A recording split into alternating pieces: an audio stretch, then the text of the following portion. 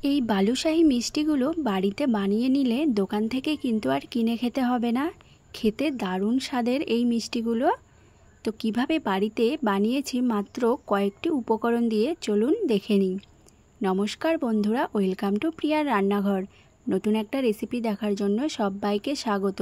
আজকে বানাবো বালুশাহী মিষ্টি। তো চলুন দেখে নিই। এখানে আমি মিষ্টি বানানোর জন্য নিয়েছি 1.5 বাটি ময়দা। প্রথমে 1 বাটি ময়দা নিয়ে একটু ভালো করে চেলে নিচ্ছি।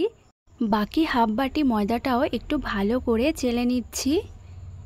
এবার এর মধ্যে দিয়ে দিচ্ছি সামান্য পরিমাণে লবণ আর দিয়ে দিচ্ছি সামান্য বেকিং সোডা। আর এখানে নিয়েছি 1 চামচ ঘি। ঘিটা খুব ভালো করে গলিয়ে নিয়েছি। এবার ময়দাটাকে একটু ভালো করে ময়াম দিয়ে নেব। এখানে কিন্তু আপনারা ঘিয়ের পরিবর্তে সাদা তেলও ব্যবহার করতে পারেন, কিন্তু ঘি দিলে খেতে ভালো লাগবে মিষ্টিগুলো। তো দেখুন সুন্দর করে ময়াম দিয়ে নিয়েছি। এবার নিয়েছি জল। এই জলটা দিয়েই ময়দাটাকে অল্প অল্প করে মাখিয়ে নেব। এই ময়দার ডোটা একটু শক্ত করেই মাখতে হবে, তাই অল্প অল্প জল দিয়ে মেখে নিচ্ছি।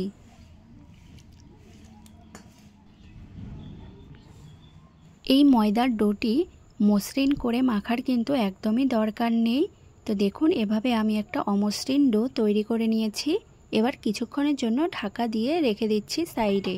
এবার আমি চিনি শিরাটা বানিয়ে নেব। তার জন্য নিয়েছি 1 বাটি চিনি আর নিয়েছি হাফ বাটি জল। আর ফ্লেভারের জন্য দিয়ে দিচ্ছি 2টো এলাচ। এবার নেড়েচেড়ে একটু চিনিটাকে গলিয়ে নেব।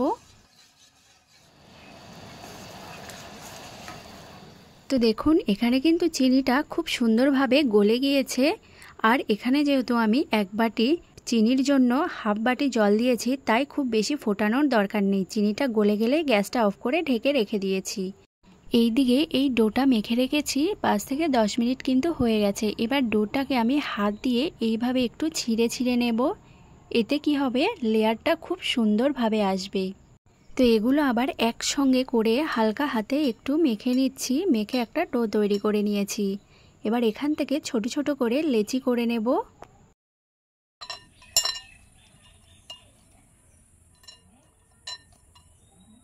সবগুলো লেচি করে নিয়েছি। এবার এখান থেকে একটা লেচি নিয়ে হাত দিয়ে এইভাবে একটু চেপে চেপে গোল করে নেব।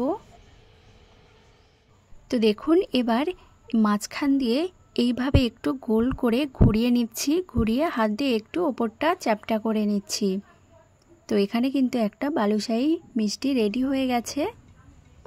আরেকটা বানিয়ে দেখিয়ে দিচ্ছি। ঠিক একইভাবে একটু চেপে চেপে গোল করে নিতে হবে আর মাঝখান দিয়ে একটি আঙুল দিয়ে এভাবে গোল করে ঘুরিয়ে নিতে হবে।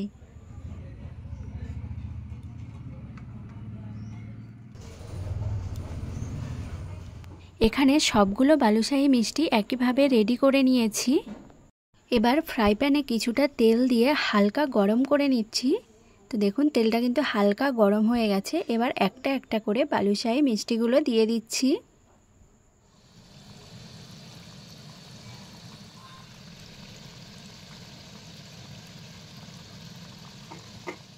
দেখবেন কিছুক্ষণ পর এইভাবে মিষ্টিগুলো তেলের ওপরে ভেসে উঠবে। এবার একটি চামচ দিয়ে হালকা হাতে মিষ্টিগুলো একটু উল্টে দিচ্ছি। আরেকবার মিষ্টিগুলো উল্টে দিচ্ছি। এই মিষ্টিগুলো কিন্তু এইভাবে একটু উল্টে পাল্টে ভেজে নিতে হবে ভালো করে।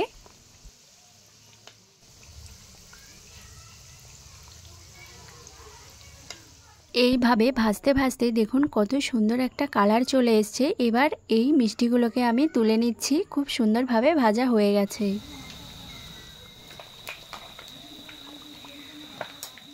ভেজে তুলে নিয়েই গরম গরম শিরার মধ্যে দিয়ে দিচ্ছি।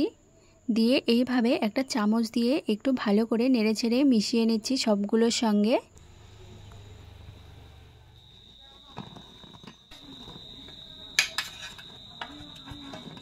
মিষ্টিগুলো এবার একটি বাটিতে ঢেলে নিচ্ছি। ঢেলে 10 মিনিট পর্যন্ত ঢাকা দিয়ে রেখে দেব। 10 মিনিট পর দেখুন খুব সুন্দরভাবে কিন্তু রসটা টেনে নিয়েছে। একটি প্লেটে সবগুলো বালুশাহী মিষ্টি সাজিয়ে নিয়েছি আর ওপর থেকে একটু কুচনো কাজু বাদাম দিয়ে দিয়েছি। শুধুমাত্র ময়দা আর চিনি দিয়েই এত সুন্দর মজাদার বালুশাহী মিষ্টিগুলো ঝটপট বাড়িতে বানিয়ে নিতে পারবেন।